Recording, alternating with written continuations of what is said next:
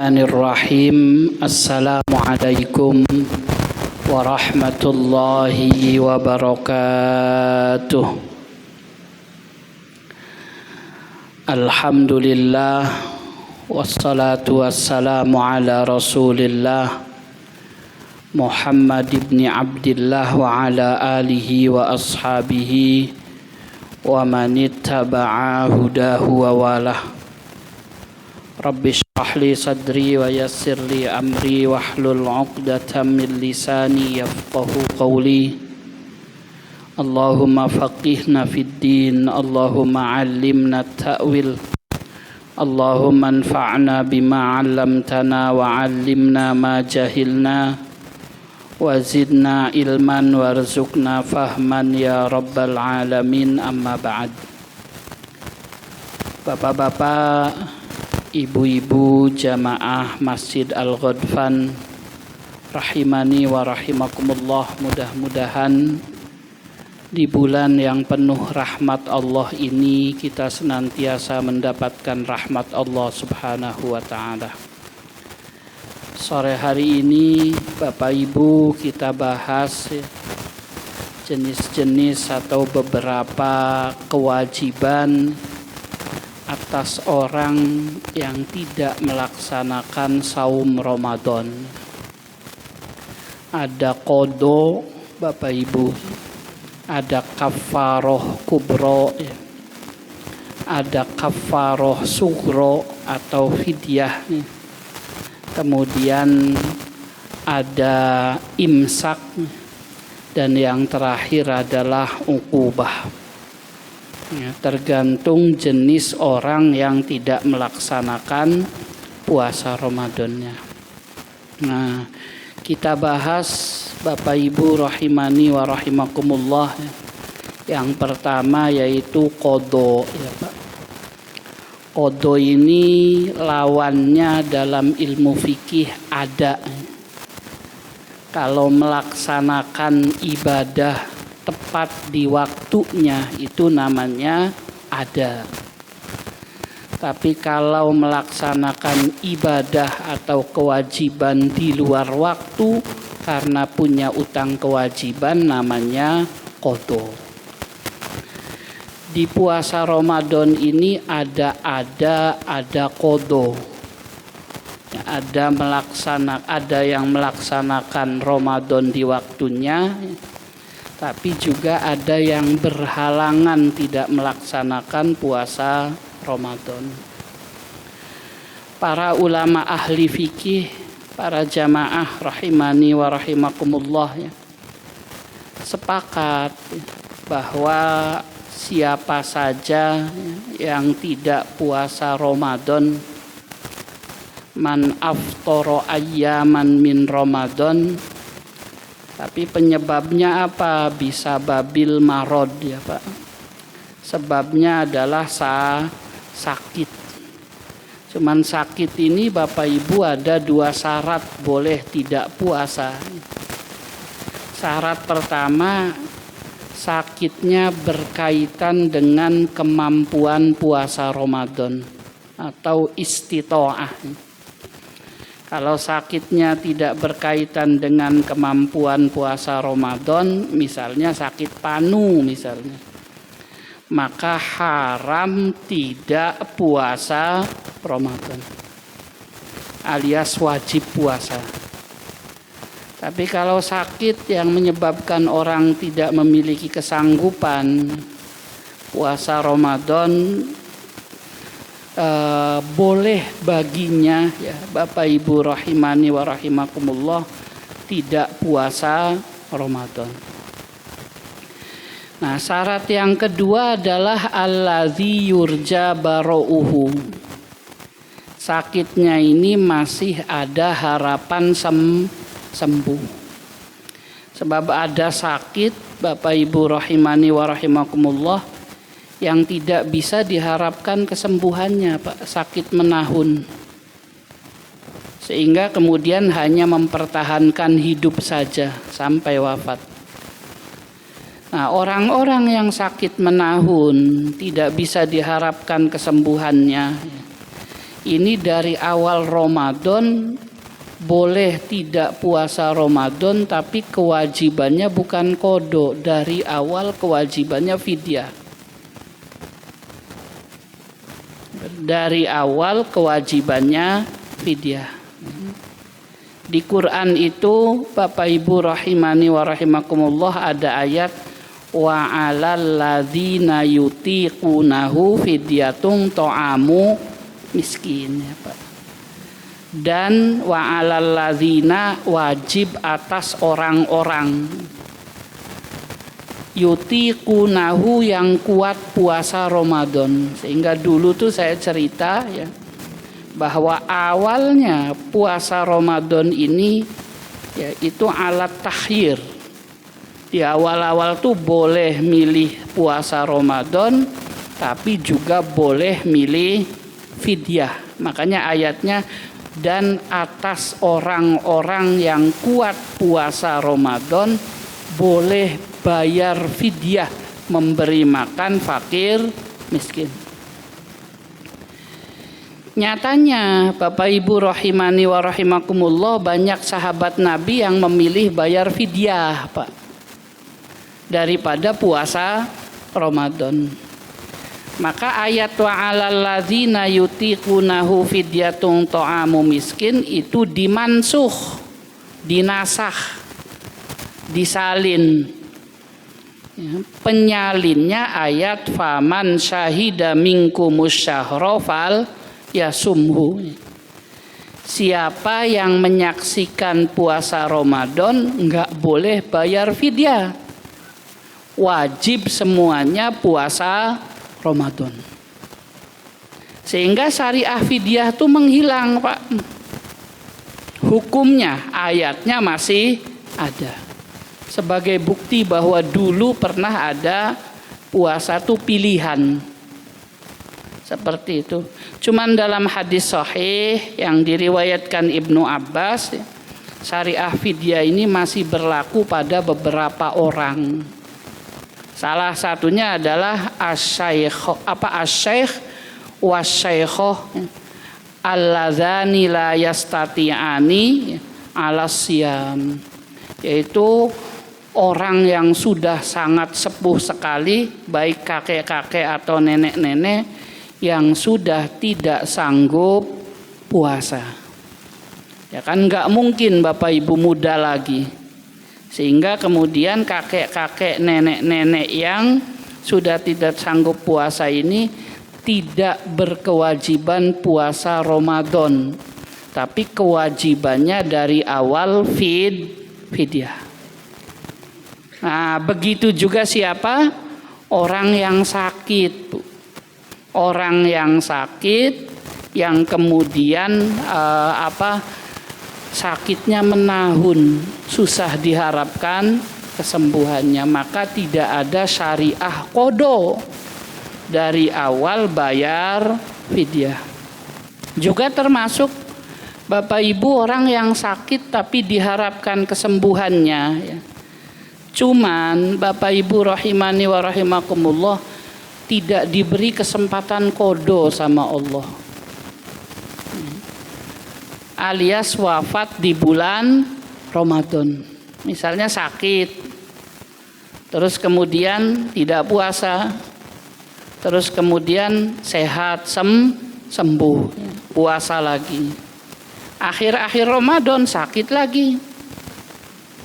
Ternyata sakit yang kedua meninggal. Berarti ini kan sakitnya bisa diharapkan sembuh. Tapi ternyata belum sempat qada bayar fidyah sudah meninggal. Nah, berarti tidak dikasih kesempatan untuk melaksanakan atau membayar hutang Ramadan. Apa yang dilakukan? Diambil dari harta warisnya buat bayar fidyah, menutupi berapa hari ya, dia tidak puasa Ramadan. Seperti itu. Tapi orang yang diharapkan kesembuhannya, para jamaah, terus sehat, terus kemudian Syawal dia masih hidup, sehat, Dzulqa'dah masih hidup, tiba-tiba menjelang Dzulhijjah meninggal. Kan berarti dia dikasih kesempatan untuk mengkodok puasa semasa sakit di bulan Ramadan. Bagaimana orang yang semacam ini? Maka tidak boleh diganti dengan fidyah ya Pak. Hadisnya Bukhari Muslim. Ya, Rasul bersabda, "Man mata wa alaihi siyam soma anhu waliyuh." Ya, kalau ada orang meninggal punya hutang puasa, terus punya kesempatan qada tapi tidak dibayar, maka tidak boleh diganti fidyah, tapi harus diniabah atau dibadalin puasanya sama ahli waris. Seperti itu para jamaah. Nah, yang kedua ya Pak, yang boleh tidak puasa itu musafir, safar ya, perjalanan. Tapi punya satu syarat, yaitu yurakhisul iftar, perjalanan yang memperbolehkan untuk buka puasa, jaraknya 4 burud. Ya, 4 burud itu satu burudnya 4 farsah, jadi 16 farsah. Ya, satu farsahnya 3 mil, berarti berapa mil tuh Pak? 16 kali 3 40 berapa? 48 seperti itu. Yang dihitung-hitung ya Pak, kalau ke dalam kilometer hitungan modern sekarang di kitab Al-Fiqh Al-Islam wa Adillatuh karyanya Syekh Wahbah Zuhaili itu ada yang mengatakan 82 kilometer, ada yang mengatakan 86 kilometer, ada yang mengatakan 88 kilometer, ada yang menyatakan 96 kilometer. Anggaplah 82 kilometer. Sehingga kemudian perjalanan kita ke Bogor dari Al-Ghudfan ini, atau misalnya ke Kerawang dari Al-Ghudfan ini, atau ke Jakarta ya Pak, itu belum status musafir, haram tidak puasa, seperti itu. Yang boleh puasa boleh tidak puasa itu kalau perjalanannya 4 burud, karena ada hadis Rasul bahwa kata Rasul la taksurus sholah illa an arba'ati burudin, di bab qasar itu ya. Kalian tidak boleh mengqasar sholat kecuali perjalanannya jarak 4 burud. Nah, Ibnu Abbas, Ibnu Umar dan para sahabat yang lain dalam riwayat yang sahih ya, itu tidak melakukan buka puasa atau qasar sholat kecuali jaraknya 4 burud. Jadi perintah Rasul ditafsiri dengan perbuatan para sahabat Nabi, seperti itu. Makanya para ulama ya mengatakan bahwa ada safar yang memperbolehkan buka, yaitu yang jaraknya 82 kilometer. Ada safar yang tidak boleh berbuka ketika jaraknya kurang dari 82 kilometer ya.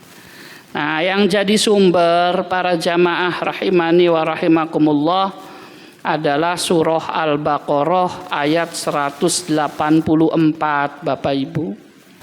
Puasa Ramadan itu ayyaman ya, hari-hari ma'dudat ya, yang terhitung. Jadi hanya sedikit sekali Pak. Bisa 29 hari, bisa 30 hari.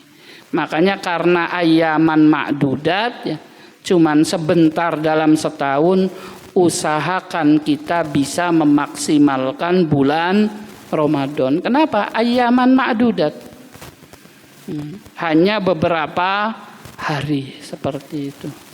Sisanya yang banyak bukan Ramadan. Nah, biar beberapa hari Allah berfirman, faman kana minkum maridon, siapa yang di antara kalian dalam kondisi sakit. Sakit yang tadi yang diharapkan kesembuhannya. Au ala safarin, atau dalam kondisi safar. Safar yang tadi yaitu safar perjalanan yang memperbolehkan untuk tidak puasa, yang 4 burud. Fa'iddatum min ayyamin ukhor, ya para jamaah. Lalu enggak puasa, maka dihitung sesuai hari-hari yang ditinggalkan, dilaksanakan di hari-hari lain. Berarti ngitungnya Bapak Ibu ya bukan per bulan tapi per hari. Misalnya Ramadan tahun ini misal saja ya Pak 29 hari atau 30 hari. Ramadan tahun ini 30 hari genap. Terus enggak puasa tuh Pak sebulan gara-gara sakit atau gara-gara mondar-mandir perjalanan jauh, sebulan enggak puasa. Kemudian bulan Syawal enggak dikodo, bulan Dzulqa'dah dikodo sebulan. Tapi bulan Dzulqa'dah harinya cuma 29 misalnya. Cukup enggak sebulan puasa ditutup dengan sebulan bulan Dzulqa'dah? Tidak Bapak Ibu. Kenapa tidak? Karena bulan Ramadannya 30 hari, bulan Dzulqa'dahnya 29 hari. Jadi ngitungnya bukan per bulan tapi per hari. Itu makna ayyaman ma'dudat, fa'iddatum min ayyamin ukhor, ya, seperti itu. Siapa yang boleh kemudian tidak puasa? Satu, yang sakit. Yang kedua, yang dalam perjalanan. Baik, selanjutnya Bapak Ibu rahimani wa rahimakumullah, ya. Yang ketiga Pak, wal haidu, haid. Haid itu wajib puasa Bapak Ibu. Apa buktinya wajib puasa? Wajib dikodo Pak. Tapi ibu-ibu atau perempuan yang haid tidak wajib sholat. Apa buktinya tidak wajib sholat? Tidak wajib dikodo. Seperti, dan ini pernah ditanyakan Bapak Ibu rahimani wa rahimakumullah, ya. Dalam hadis riwayat Imam Muslim di Sahih Muslim, ya, dari seorang namanya Mu'adzah, perempuan ini Mu'adzah, ya. Kalau laki-laki Mu'adz, perempuan Mu'adzah. Makanya buktinya kolats, ada tak marbutohnya. Mu'adzah ini berkata, nanya, aku nanya Aisyata ke Aisyah radhiyallahu anha. Fakultu, maka aku berkata, ma balul haid. Bagaimana kondisi orang haid? Kenapa ini orang haid? Takdis saum wala takdis sholat. Kalau puasa dikodo, tapi kalau sholat tidak dikodo. Itu nanya ke Aisyah, Aisyah, kenapa orang haid kalau puasa wajib dikodo, kalau sholat tidak wajib dikodo? Berarti apa para jamaah? Hadis ini menunjukkan orang haid di hari-hari haidnya, puasanya punya kewajiban apa? Kodo.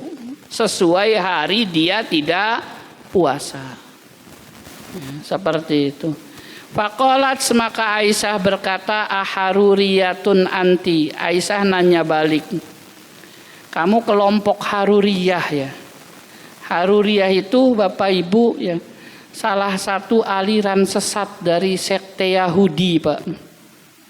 Ya, kesesatannya apa?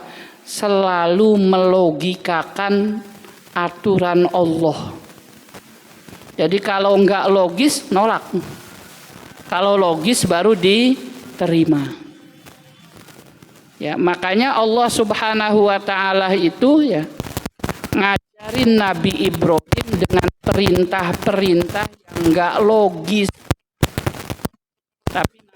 Ibrahim sami'na wa ata'na. Seperti itu. Nabi Ibrahim itu diperintahkan untuk ninggalin anaknya yang masih bayi, istrinya yang baru saja melahirkan, ya Pak. Ditinggalkan di mana? Di Mekah. Saat itu Mekah, para jamaah, pohon nggak ada, makanya disebut wadin ghairu dzi zar'in, lembah yang nggak ada pepohonannya, air nggak ada, Bapak Ibu. Ini contoh saja ya Pak.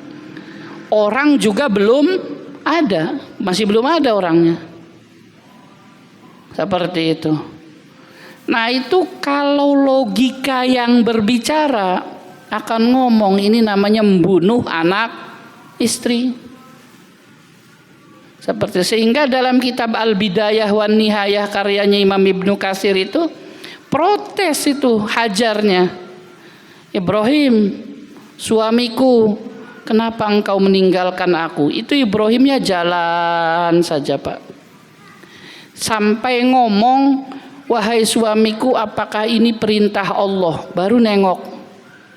Jawabnya pendek karena nggak tega lihatnya. Dijawab na'am, ya perintah Allah. Lalu balik lagi jalan lagi. Tapi nyatanya apa para jamaah? Ya, Hajar hidup, Nabi Ismail hidup kan, aman saja. Sehingga tidak mungkin perintah Allah itu membahayakan. Seperti itu. Nah, itu di Qur'annya wa idzibtala Ibrahima rabbuhu bikalimatin fa'atam mahunna. Dan banyak perintah-perintah yang lain. Sehingga prinsip umat Islam itu kan cuma 3 para jamaah. Sami'na wa ata'na ghufranaka rabbana wa ilaikal masir.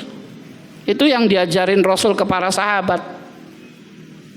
Seberat apapun perintahnya, ya kita mendengarkan. Mendengarkan itu apa Pak? Ngaji. Sehingga banyak umat Rasulullah atau manusia ya Pak masuk neraka itu problem dasarnya apa? Enggak ngaji. Tidak pernah mau tahu atau tidak tahu bagaimana taat. Bagaimana melaksanakan sholat, bagaimana melaksanakan puasa Ramadan, bagaimana taat dalam berumah tangga, bagaimana taat dalam berbisnis, ketaatan kepada Allah. Karena tidak mungkin wa ata'na kalau enggak sami'na. Ya, makanya di surah Al-Muluk itu Bapak Ibu ada ayat apa? Wa qalu lau kunna nasma'u au naqilu ma kunna fi ashabis sa'ir. Coba saya di dunia ngaji, maka enggak banyak salahnya. Seperti itu, sehingga saya tidak masuk neraka sa'ir. Seperti itu. Tapi yang ngaji aja enggak cukup. Kalau sudah ngaji, sudah tahu, dipraktekin, itu namanya wa ata'na. Ya, mentaati apa yang dipelajari dalam pengajian. Seperti itu. Itu taat, disebut muttaqin, orang-orang yang bertakwa karena ketaatannya.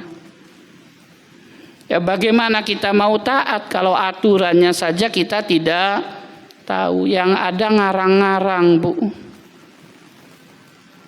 Seperti itu. Makanya ada hadis man salaka tariqan yaltamisu fihi ilman sahalallahu lahu tariqan ilal jannah. Ya ini cerita saja ya Pak.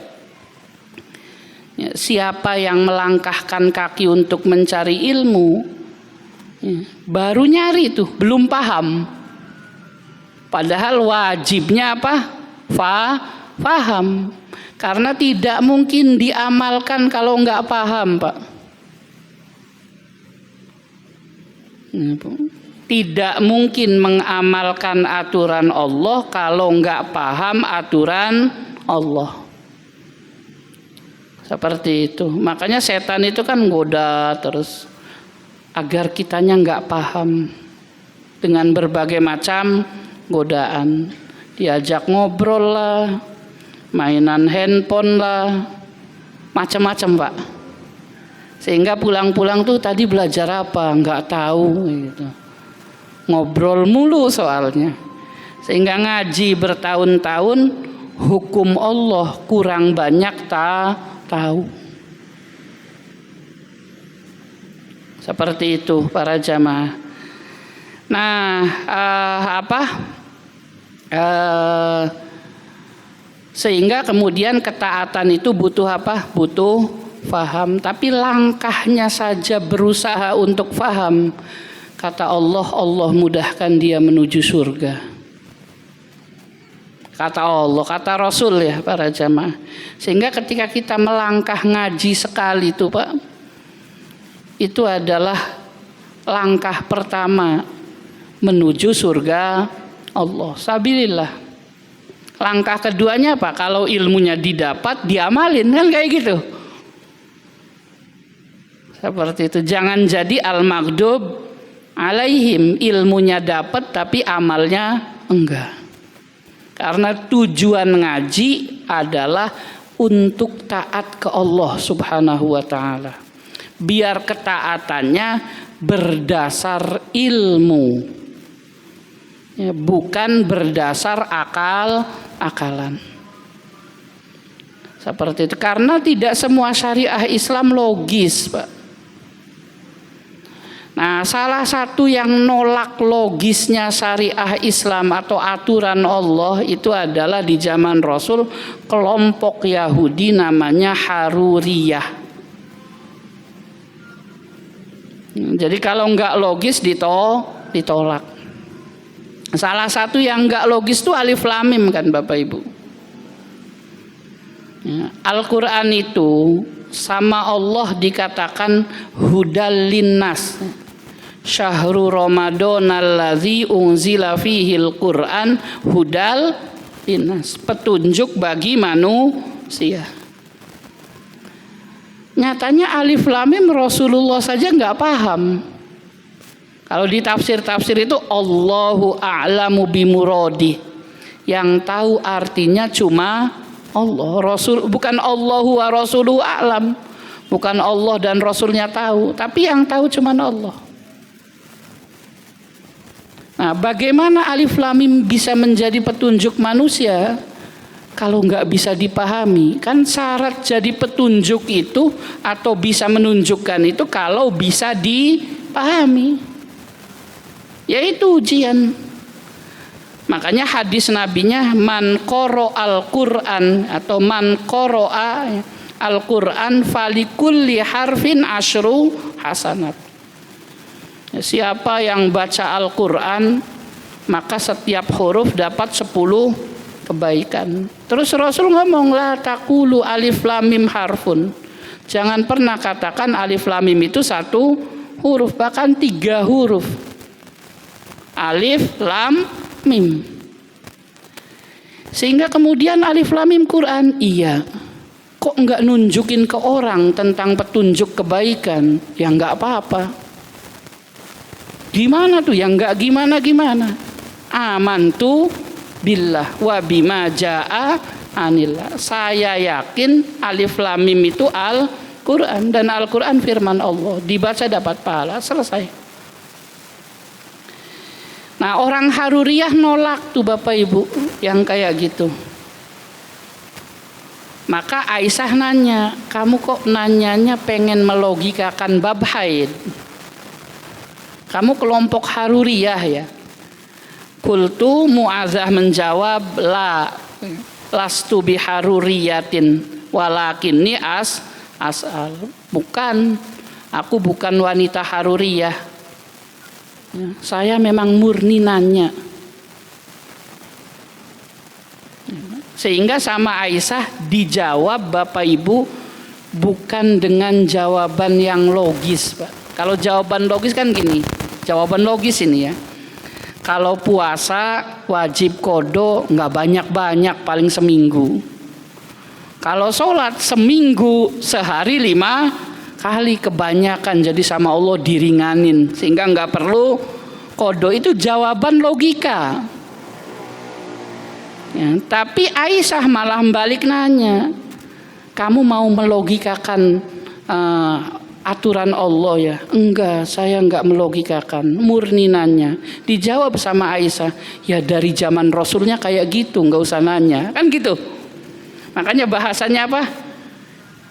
Kana yusibuna zalika. Ya kami mengalami itu. Fanuk maru biqada'is saumi wala nu'maru biqada'is shalah. Sama Rasul kami diperintahkan qada puasa dan kami enggak nanya kenapa qada. Ya. Serta kami diperintahkan untuk tidak mengqada salat. Kalau bahasa sederhananya dari Rasulnya, tanya aja sama Rasul kayak gitu. Kalau mau penasaran, nah itu kan namanya jawaban nggak logis. Bapak Ibu ya, saya pernah dapat artikel Pak, yang isinya puasa itu menyehatkan. Seperti itu, dijelaskan tuh bagaimana proses kesehatannya. Ya, usus ringan kerjanya dan macam-macam lah seperti itu. Ujung artikel itu tulisannya sumu tasihu. Ada hadis yang menyatakan puasalah maka kamu akan sehat. Hadis ini doif, bahkan sebagian ulama mengatakan palsu. Biar palsu maknanya benar, kayak gitu, seperti itu. Kan kayak gitu para jamaah. Nah itu namanya melogikakan tuh Pak.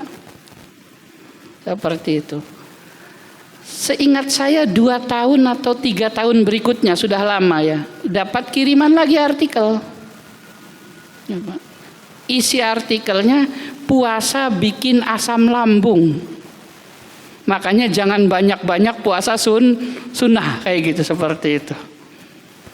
Nah, terus ujung ceritanya kok diceritakan kenapa orang puasa asam lambungnya naik, sehingga bagaimana cara sahurnya, bagaimana bukanya, ya Bapak Ibu. Terus ujungnya itu isinya hadisnya sama, sumu tasihu, pantesan hadis ini palsu kayak gitu. Sebab puasa itu enggak nyehatin, enggak ada urusan Bapak Ibu dengan kita. Mau nyehatin, mau enggak, waktunya puasa Ramadan ya puasa. Yang penting sanggup. Ya, ada lagi cerita logika kayak gitu. Salah satu membakar kalori setelah buka puasa Ramadan tuh sholat tarawih kayak gitu. Nah, sehingga kemudian sholat tarawihnya niatnya bukan sholat Pak, tapi olahraga. Nah, itu kan masalah itu. Makanya ya sudahlah, tidak perlu dimacem-macemkan. Kalau itu perintah Allah, dipahami itu ngaji. Kalau sudah paham, atokna itu sami'na wa atokna, dijalankan. Sudah kayak gitu, baru kemudian ada kewajiban ketiga, yaitu apa? Ghufronaka. Kan kalau sudah ngaji, sudah diamalin, penyakitnya ngerasa soleh Pak, ngerasa bener, seolah-olah kita bener, orang lain salah. Itu penyakitnya tuh. Sehingga susah dievaluasi, ngeyelan para jamaah. Maka ada perintah apa? Banyak-banyak minta ampun. Ketika ayat ini turun, sahabat tenang para jamaah. Lalu sama Allah dikasih penenang lagi. Turun ayat, la yukallifullahu nafsan illa wus'aha. Kata Allah, tenang, saya tidak akan pernah bikin aturan yang kalian tidak sanggup melaksanakannya. Terus para sahabat ngomong lagi ke Rasul Pak. Laporan ke Allah, Rabbana la tu'akhidna in nasina au akhtona. Ya udah ya Allah, kalau kami salah-salah jangan disiksa ya. Dijawab sama Allah, naam, oke. Itu hadisnya Bukhari Muslim tuh Pak. Di Riyadhus Shalihin juga ada. Nambah lagi permintaannya, Rabbana wala tahmil alaina isron kama hamaltahu alal ladzina min qablina. Ya Allah, jangan pernah kau bebani kami seperti orang-orang terdahulu. Orang terdahulu itu bermaksiat dikit dipunahin sama Allah, Pak. Umatnya Nabi Nuh kena banjir bandang, ada yang kena gempa, ada yang kena macam-macam lah. Seperti itu. Apa jawab Allah? Naam, oke. Kamu ahli maksiat pun tetap aman. Itu murahnya Allah sama kita. Sudah kayak gitu kemudian minta lagi, Rabbana wala tuhammilna ma la taqata lana. Ya Allah, kami hidup di dunia ini jangan kau bebani yang berat-berat ya, yang ringan-ringan saja. Apa jawab Allah, Pak? Naam, iya, aman. Asal amalnya 3 tadi. Yaitu apa? Sami'na wa ata'na ghufranak. Sehingga kemudian kalau ada orang hidupnya pusing banget, bebannya berat, jangan-jangan jarang ngaji itu, Pak. Kan kayak gitu. Enggak sih, ngaji terus ya, berarti ngajinya aja enggak diamalkan. Enggak diamalin ya, jangan-jangan sombong, jarang minta ampun, enggak mau dievaluasi seperti itu. Karena prinsip dasarnya umat Rasulullah itu tidak akan pernah dibebani ya, dengan beban yang tidak sesuai dengan kemampuannya. Itu atas permintaan Rabbana wala tuhammilna ma la taqata lana. Dijawab sama Allah, na'am, ya. Baik, Bapak Ibu rahimani wa rahimakumullah ya. Kita lanjutkan ya, Pak. Nah, kalau sudah tidak sanggup puasa ya, gara-gara perkara-perkara tadi ya, Pak, itu kewajibannya qodho, Bapak Ibu. Tapi wa qadauhu yakunu alat tarohi.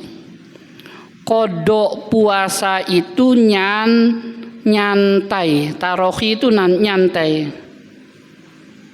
Ya, Pak, seperti itu. Dikasih sampai bulan Sya'ban. Apa buktinya? Di hadis Sahih Bukhari Muslim ya, Pak. Aisyah istri Rasulullah itu qodoknya di bulan Sya'ban. Seperti itu. Dan Aisyah tidak disuruh bergegas mengkodo puasa sama siapa? Rasul. Nah, ayo Syawal kodo, entar aja Dzulqa'dah. Ayo Dzulqa'dah kodo, entar aja Dzulhijjah, terus sampai Sya'ban. Dosa enggak, Bapak Ibu? Enggak. Ringan syariah Islam. Nah, kalau sampai Ramadan berikutnya belum dibayar, maka kewajibannya dua.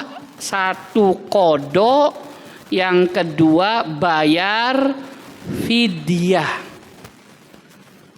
Bayar fidyahnya gara-gara sampai bulan Ramadan belum qadha. Ya, sehingga kata Ibnu Abbas, Ibnu Umar, Abu Hurairah ya, fiman bagi orang alaihi yang punya kewajiban puasa, alaihi yang punya kewajiban saumun puasa Ramadan, falam yasumhu lalu enggak puasa Ramadan hatta adrokahu Ramadanu akhir, sampai ketemu bulan Ramadan berikutnya. Ini bukan dating ya, Pak, datang Ramadan yang lain. Alaihil qadha, baginya wajib baginya qadha dan memberi makan fakir miskin, namanya fidyah, penebus dosa gara-gara melalaikan puasa Ramadan qadhonya. Kapan pelaksanaan fidyahnya, Bapak Ibu rahimani wa rahimakumullah ya? Kata para ulama ya, Pak, boleh sebelum qadha, berarti masuk Ramadan bayar fidyah dulu, kan belum qadha, lagi puasa Ramadan. Nanti setelah Ramadan qadha yang belum dibayar dikodoin. Atau pas waktu qadha, Jadi Ramadan nggak bayar fidyah tuh. Pas Syawal ini masa 2 tahun nggak dibayar-bayar, dibayarin kodo puasa, sambil kodo sambil bayar fidyah. Seperti itu. Atau Bapak Ibu sudah kodo ya seperti itu, tapi belum sanggup bayar fidyah gara-gara belum punya hartanya misalnya, ya nggak apa-apa, fidyahnya belakangan. Takaran fidyahnya berapa Bapak Ibu rahimani wa rahimakumullah ya.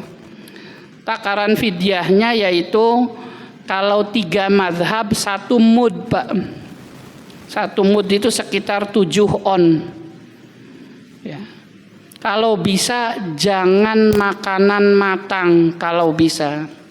Tapi makanan mentah ya Pak. Karena di zaman Rasul ya para jamaah itu pakainya gandum Pak, bukan roti. Dan fidyah ini tidak boleh diambil buat operasional. Seluruhnya harus dikasih fakir miskin. Jadi kalau ada masjid menerima fidyah, terus diambil sebagian buat amil kah, buat apakah, maka kemudian itu hukumnya haram, tidak boleh. Seluruh fidyah harus sampai ke fakir miskin. Kalau pengen buat ada operasional, ya minta Pak, kami menerima fidyah, tapi biaya operasionalnya 20%, itu halal. Namanya jasa. Seperti saya mau bayar fidyah pakai uang aja deh, berapa? 300.000, ada operasionalnya 60.000, jadi 360. Yang 300 harus nyampe ke fakir miskin, yang 60 buat operasional. Beda dengan zakat. Kalau zakat itu ada jatah buat amil, sehingga yang punya amil itu cuman siapa? Zakat. Nggak ada amil sodako, nggak ada amil infak ya Pak, nggak ada amil harta anak yatim. Yang ada amil itu cuman zakat. Cuman kalau bukan fidyah ya kayak harta anak yatim, kayak sodako, itu boleh diambil buat operasional. Sebab harta anak yatim itu ada firman Allah, faman kana ghaniyan falyasta'fif wa man kana faqiron falyakul bil ma'ruf. Ngurusi anak yatim, kalau kaya jangan pernah ngambil gaji. Tapi kalau miskin boleh ngambil gaji, tapi nggak boleh bikin kaya. Jadi salah satu yang bikin berat itu dalam hisab apa? Ngurus harta Allah ya. Tapi gara-gara ngurus harta Allah jadi kaya. Seperti itu. Sebab ngurus harta Allah itu mau bikin lembaga zakat, mau bikin lembaga infak, mau bikin lembaga donasi sosial ke Palestina dan macam-macamnya.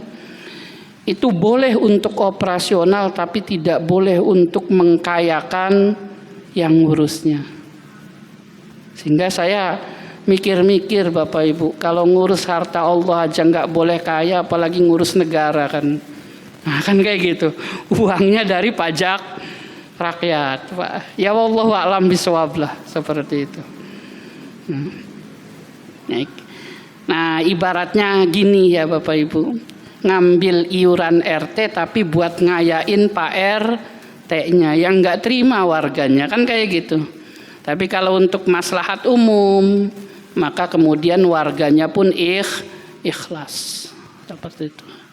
Yaitu sekedar cerita lah, agar kita berhati-hati. Sehingga fidyah itu pastikan penerimanya fakir miskin. Gimana nentuin fakir miskin? Pakai mazhab Syafi'i aja misalnya. Karena tiap mazhab beda-beda. Jelasin panjang. Syafi'i itu ada kebutuhan dasar secara umum. Kita UMR lah. Misalnya Kabupaten Bekasi UMR-nya berapa Pak? Ada yang tahu? Berapa?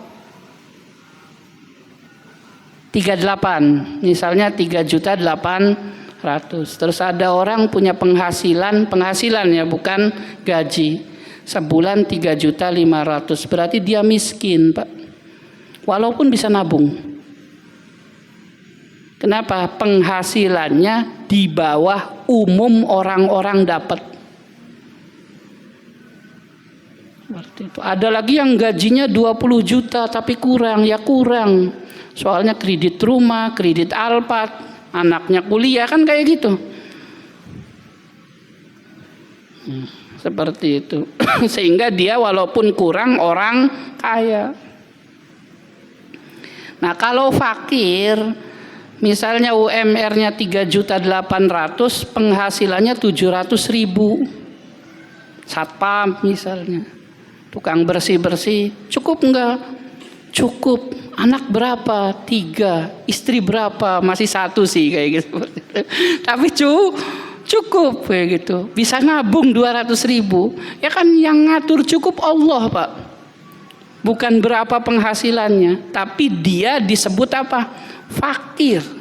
Karena antara penghasilan dengan keumuman hidup bedanya sangat jauh. Nah, yang kayak gini yang dapat zakat, yang dapat fidyah, dan fidyah tidak boleh dikasih kecuali pada orang-orang yang seperti ini. Sehingga kalau ngasih fidyah itu nanyain dulu, Pak, Bapak penghasilannya berapa, kan kayak gitu, biar tidak salah alamat. Seperti itu. Saya janda, jompo, tapi punya perusahaan 1, kan kayak gitu.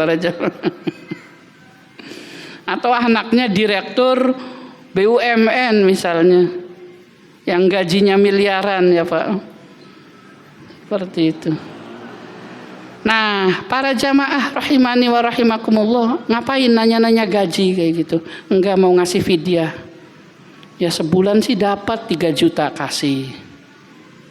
Ada dapat 6 juta, jangan. Kan melebihi umumnya kemiskinan. Walaupun nggak tahu tingkat miskin Kementerian Sosial itu berapa, kan? Seperti itu. Tapi tidak punya penghasilan sebagaimana umumnya orang punya penghasilan, walaupun cukup atau bisa lebih, disebut apa? Miskin. Seperti itu. Fidyahnya makanan pokok, ya dimasak boleh. Anas bin Malik pernah ngasih makanan matang untuk fidyah. Seperti itu. Tapi makanan pokoknya kisaran 7 on. Jadi kalau 7 hari berasnya 7 on kali 7, kan seperti itu. Dimasak tuh kalau mau dimasak. Dibagi ke seluruh fakir miskin. Boleh nggak dibagi ke jamaah masjid? Enggak, Pak. Jamaah masjidnya ada yang bawa mobil, ada yang penghasilannya banyak. Seperti itu. Harus dipastikan yang nerima fakir miskin. Fidyah apa sih? Fidyah gara-gara terlalu nyantai sampai bulan Ramadan belum bayar, kan seperti itu. Baik, terima kasih. Wallahu a'lam bishawab. Subhanakallahumma wa bihamdika asyhadu an la ilaha illa anta astaghfiruka wa atubu ilaik. Monggo silahkan.